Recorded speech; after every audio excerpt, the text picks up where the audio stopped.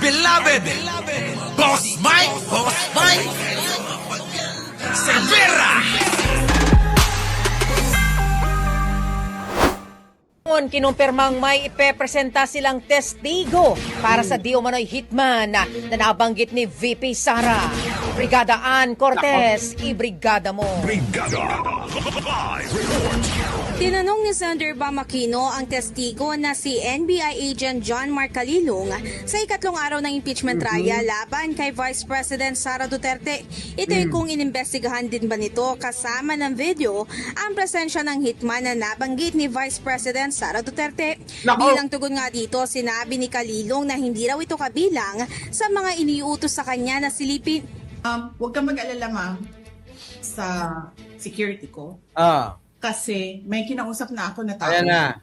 Tingnan nyo, baliw na baliw yung itsura mga kababayan. Ano? Talagang may sapi yung ulo niya dyan. Eh, oh. Tingnan nyo yung mga kababayan yung itsura. Mga kababayan, kahit na harapan nyo ng ratbo yan, hindi isusubo niyan eh. Pero kapag nakakita ng tilapia, nako! Lalo na kapag tilapia ni ay nako mga kababayan, sisibasibin. Yan ho yung itsura mga kababayan, no?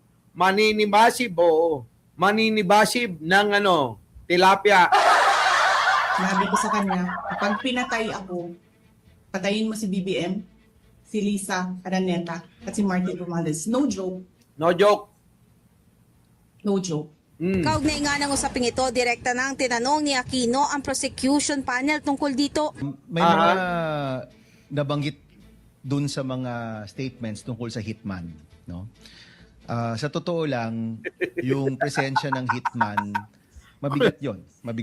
So, let me ask, are you the one who investigated just the video or did you also investigate the presence of the hitman that was being mentioned in the videos of the Vice President? Nako, ayan na. Ito naman kasi si Bam Aquino, tinanong-tanong pa yan eh. Diba? Ito na ngayon ang problema ni Sara. Mukhang natuntun ho yung pong hitman na kausap ni Sara Duterte, mga kababayan. Lagot. I was only tasked for the video, sir. May I direct this to the prosecution? Will you be presenting other witnesses that will pertain to this alleged hitman?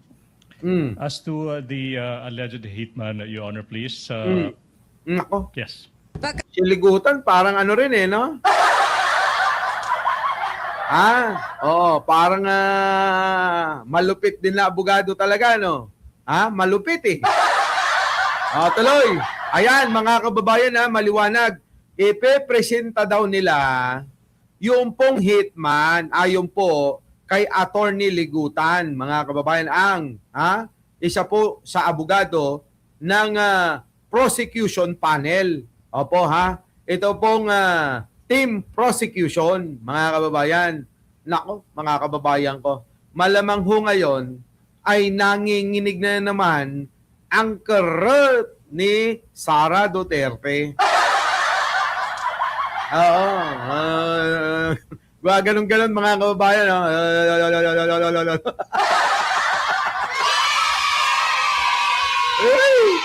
Ang sagwa, no? Focus mo yung camera sa akin, Boss Mike. Focus mo kay Boss Mike yung camera kasi. Paano yung kerot ni Sara? Yung kerot ni Sara, ganito mga kababayan nagtsura ngayon, no? Nanginginig. Puro tayo kalokohan, hayop na yan. Nako. Mga kababayan, kayo. Nanginginig yun. Ay, biruin nyo yung mga kababayan. Sino ba naman ang mag-aakala? Ay, naku, ang sagwa ng kerot ni Sara. Hindi. Nakakakiliti. Nako, yari talaga. Hoy, tumigil kayo, mamaya mawala na naman tayo sa topic. Ang topic natin, ito hong si Sara Duterte, yung kanyang kausap na papatay daw kay Pangulong Bongbong, kay First Lady, at saka kay Martin Romualdez. Oo. Oh, yan ha. Oh, ito na.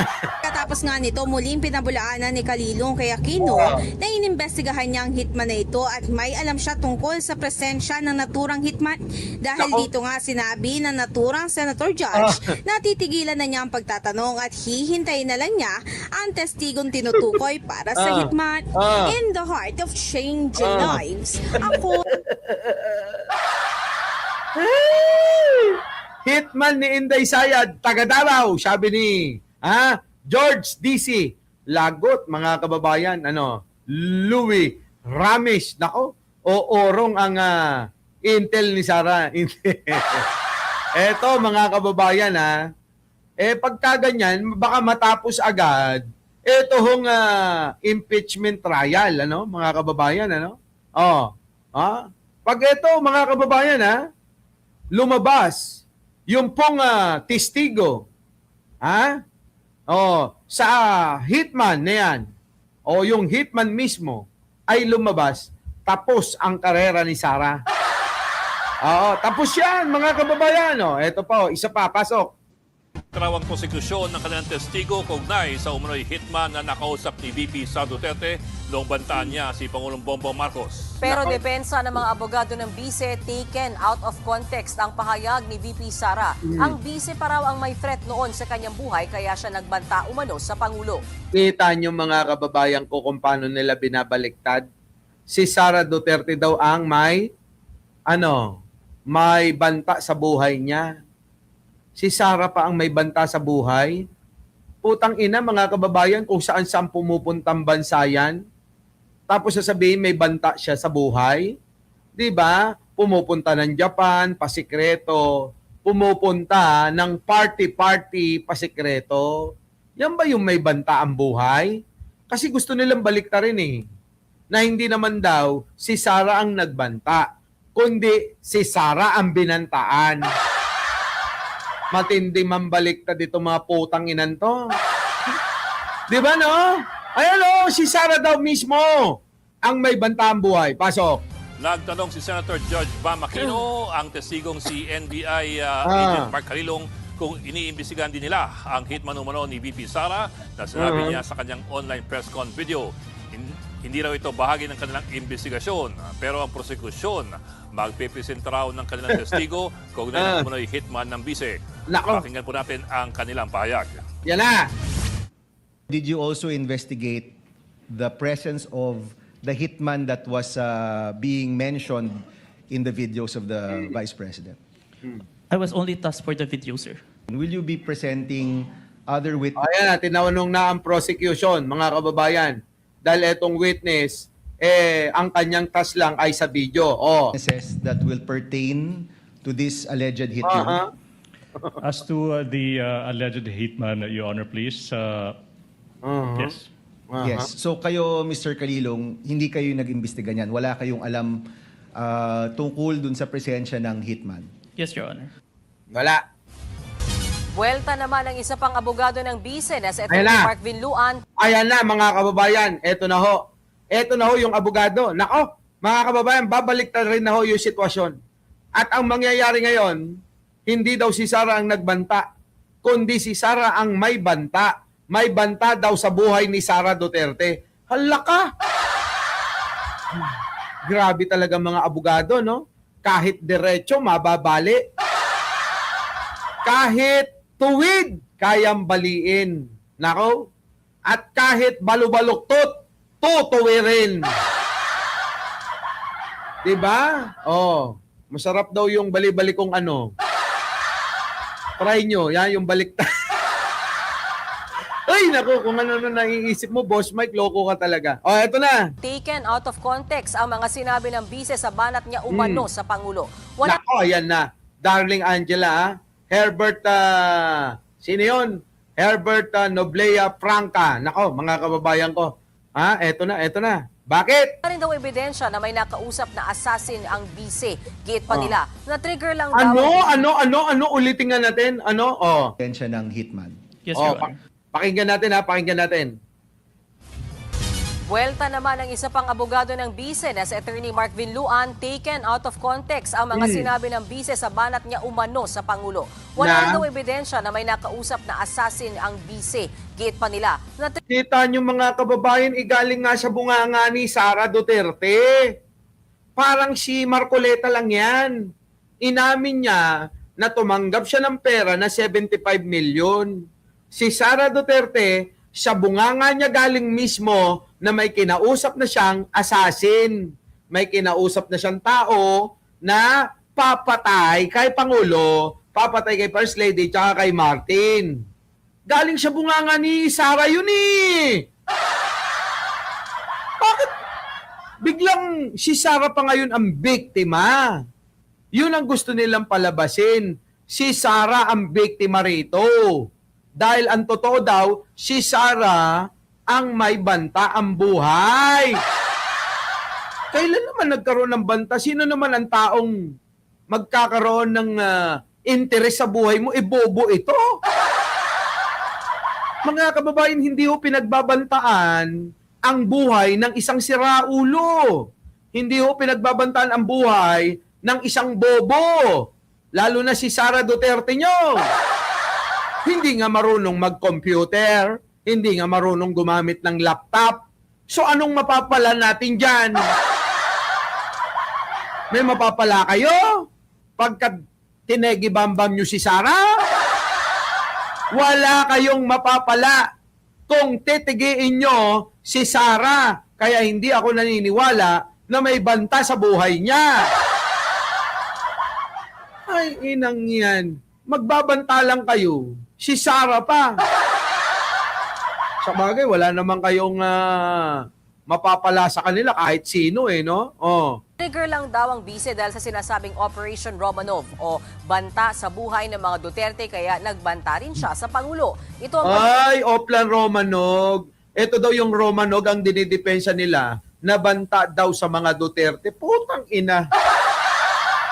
Kung meron man ang magaling magbanta, kung meron man ang may poder ng pagpatay, ang may record ng pagpatay, sa mga Duterte yun, mga kababayan ko.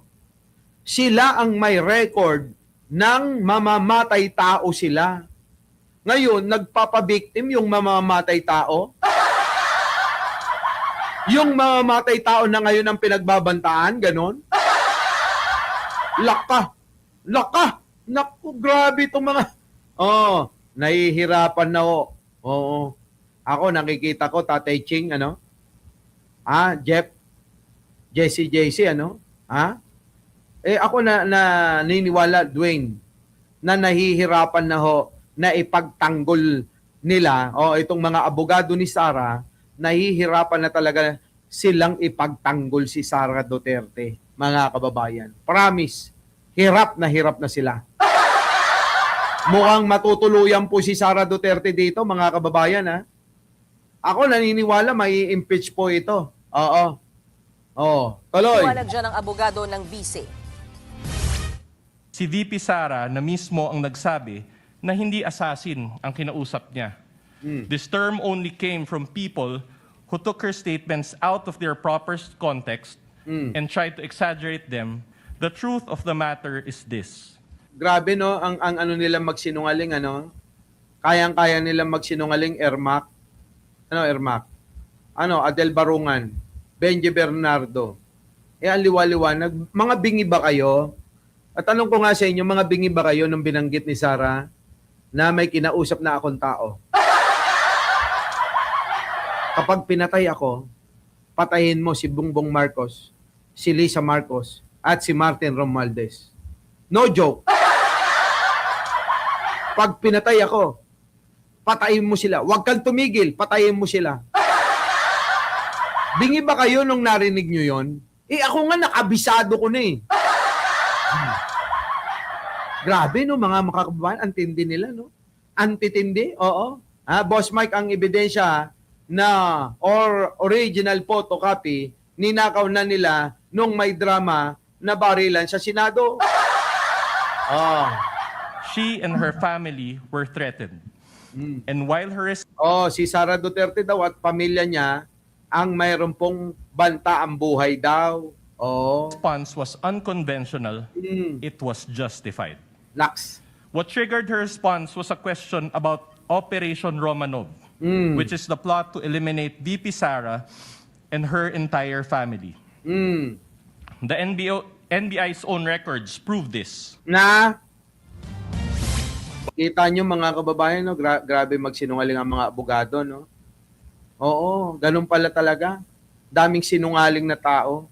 Sana kayong mga abogado, huwag na kayong magsinungaling para ipagtanggol yung kliyente ninyo. Kapag alam nyo nang may kasalanan, huwag nyo nang hahawakan yung kaso. Buti pa yung mga kaibigan ko. Oo, yung mga kaibigan kong abogado. Pag alam nila na may kasalanan, yung pong kanilang kliyente, ayaw nilang hawakan, sabi nila, sumuko ka na lang. Makipag-usap ka sa inagrabyado mo, ganun. Ganun sila. Hindi nila ipagtatanggol. Kasalanan mo, hayop ka eh. Bakit ka namin ipagtatanggol? O, di ba? Dapat ganun. Di ba? No? Dapat ganun, ano? O. Kaya alam nyo na, mga kababayan, ha? Eto na. Bago yan, ang prosecution naman ang nagpaula ng mga objections o mga pagtutol. Ilan sa mga pinalagan nila ang gusto ng depensa na yes or no lamang ang dapat na sagot ng testigong si Carilong. Pero in-overrule ito ni Presiding Officer Chis Escudero. Pinuna rin ni Escudero ang pagtatanong ng abogado ni VP Sara kay Carilong kaugnay ng revised affidavit of investigation na pinirmahan ng testigo noong Pebrero 10, 2025. Tungkol po ito sa naging investigasyon ng NBI sa video ni VP Sara kung saan nagbanta siya sa pamilya ni PBBM. Pati ang prosekusyon, kinontra ang anilay pag-lecture ng depensa kay Carilong. Ito po ang sinabi nila dyan. Nako. Are you aware if there is another affidavit of investigation executed by the NBI represented by the Cybercrime Division in relation to this case?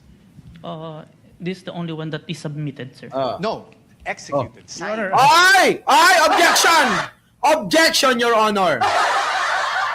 Etong abogado na ito, si withdraw. I withdraw, Your Honor. Ganon, ano. Objection, Your Honor. Ang kulit na itong abogado na to, puro naman, withdraw, I withdraw, I withdraw. Magtatanim ka lang ng isipin ng tao, tapos, i-withdraw mo rin, hinayupak ka eh. Itong abogado to, talagang kung ano yung style eh, yun yung itsura ng mukha eh. Ano ba yung mukha? Ay, nako ha, wag ganon! Nananalamin talaga sa mukha nyo yung mga ugali nyong mga hindurutot kayo tuloy. My question is The defense executed. cannot argue with the witness, Your Honor, please. The witness would know how to respond, counsel. If Yan na. he is not responsive to your question, do not argue with the witness. The NBI. Kaya nga, nakikipagtalo sa witness. Di ba, abogado ka, nakikipag-away ka sa witness. Ayan tuloy, napapala mo. Ayan. Bawiin mo yung sinabi mo. I-withdraw mo uli. Began its investigation into the VP's remarks because it was directed by the DOJ to do so. Motu proprio and directed, sir. Okay. Buti na lang talaga si Kalilong, magaling talaga to. Tuwan-tuwa ako dito eh. Oo, idol ko to. Ganito ang gusto kong witness, mga kababayan, marunong sumagot. Ano? Marunong sumagot. Ganito, mahusay. Ano? Do you understand what you just said, sir? Kita nyo? Do you understand what you said? Tingnan nyo, kaya nga alam nga naman hindi nyo naiintindihan yung sinabi niya. Do you understand the word that coming from my mouth? Parang, ewan ko mga kababayan itong mga abogado ni Sara, no? Alam nyo, nakikita ko rito, Leonora Brown, kahit late ka na, late ka na eh. Oo. Elena, Chaps. Ginugulo lang nila. Oo. Ginugulo lang eh. Ayan mga kababayan ginugulo lang nila eh. Ayan Di ba? Ayan, tingnan nyo. Pansinin nyo. Bigla-bigla na lang, tapos na magtanong, biglang babalik na, ewan ko. Di ba, Maria Inoue? Yan Do you understand what you just said, sir? Kita nyo? Do you understand what you said, sir? Siyempre, alam ka naman, hindi nyo naiintindihan yung sinasabi niya. Si Sara ba yung kausap mo? May ano may biglang pabalik no? Di ba, no? Ano, ha? Law student niya, si Kaloling, Kalilong! Anong Kaliling? Kalilong kayo talaga. Di ba? Yan. Ang bobo talaga, no, mga kababayan, no? Ang bobo talaga ng mga DDS. Alam nyo, yung mga DDS, ipapamana pa nila sa mga anak nila, sa mga apo nila, yung kanilang katangahan, kabobohan, tapos magrereklamo sa gobyerno, hindi umaasenso ang mga buhay ng mga yan. Ganun yung mga DDS Ganyan, susuporta sa mga bobot tanga na katulad nila, tapos, ang mangyayari, ipapamana pa sa anak nila yung katangahan, kabobohan nila. Tapos, ang kagandahan, kapag nasalisihan sila, nahaluan sila ng katulad natin. Di merong kukontra na sa pamilya nila. Kapag nasalisihan sila ng mga matatalino na katulad natin, ano? Nako. Di ba? Pero kapag hindi, ang mangyayari, papamana nila yung katangahan nila at kabubuhan nila sa anak hanggang sa apo, hanggang sa kaapu-apuhan, hanggang kaduluduluhan, mga kababayan. Tapos magrereklamo, bakit daw yung pamilya nila hindi umaasenso, isisisi sa gobyerno. Diba? Huwag niyong isisi sa gobyerno kung mga bobo kayo. What does it mean? Even without a complainant, we started the investigation, sir. Yun.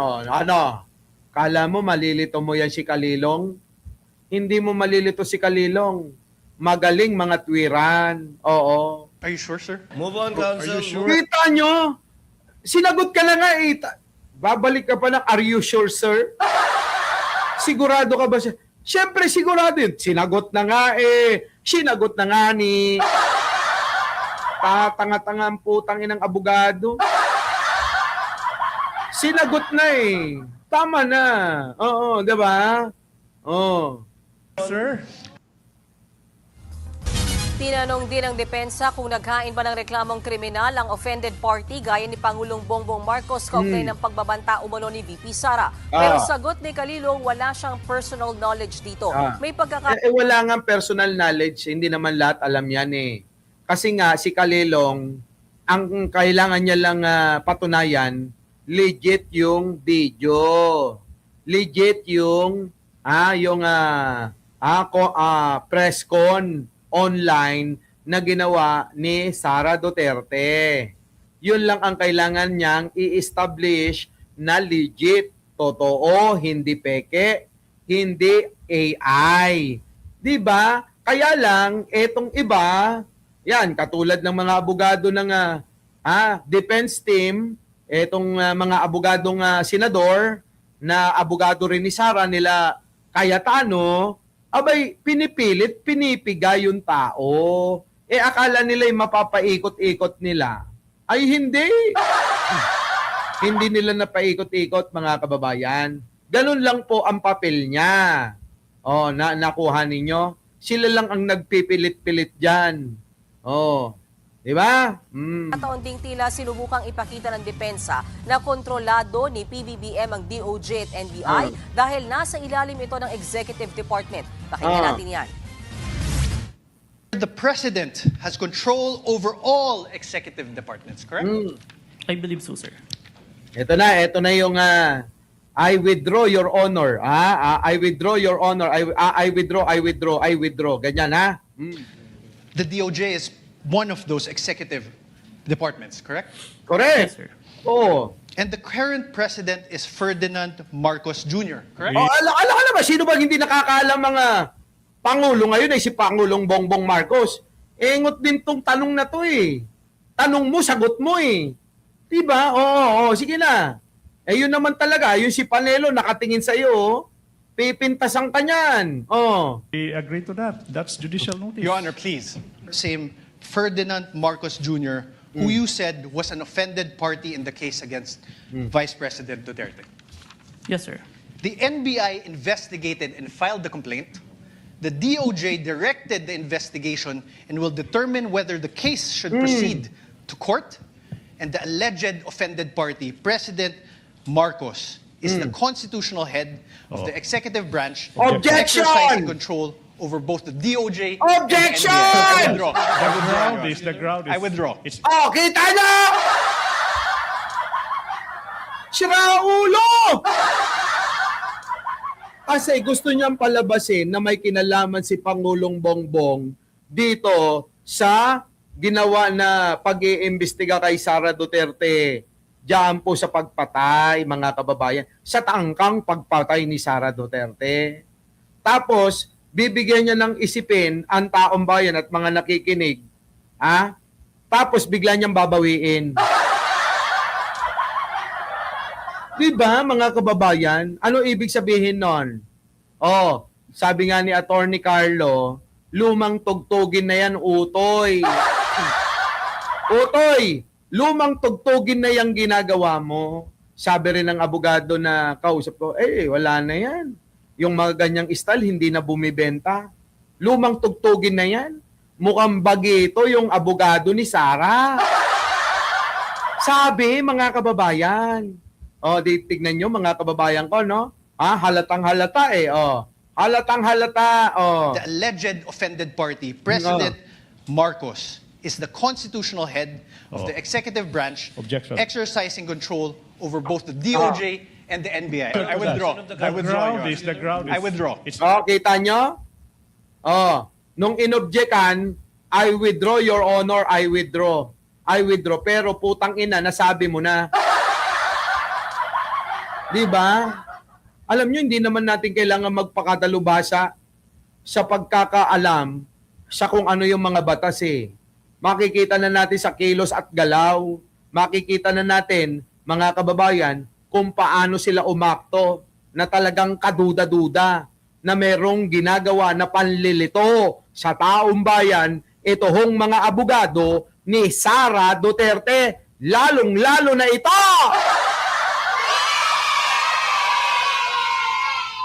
Tama? Tama, mga kababayan? May panglilitong ginagawa, nililito ang taong bayan sa dapat at totoo na dapat nating malaman. Kung wala pala kayo, kung wala pala kayong dala-dala na maitatanggol kay Sara Duterte, umuwi na kayo sa mga bahay nyo. Mas mabuti pang umuwi kayo maglo-lo. Kaysa pinipilit nyo, ginugulo nyo lang yaang sagrado na pamamaraan para mapanagot ang isang tiwali na vice-presidente. Diba? Ginugulo nyo lang eh. Ayop, diba, Leonora Brown? Halatang halata. Wala naman silang dala na talagang walang sala kay Sara. Wala sila. Ang dala lang nila, panggugulo. Panggugulo ang dala ng inang-inang mga ito eh. Uwi na lang kayo. Oh, Your Honor. It's even more compound question. Kita nyo? Our beloved Boss Mike Severa.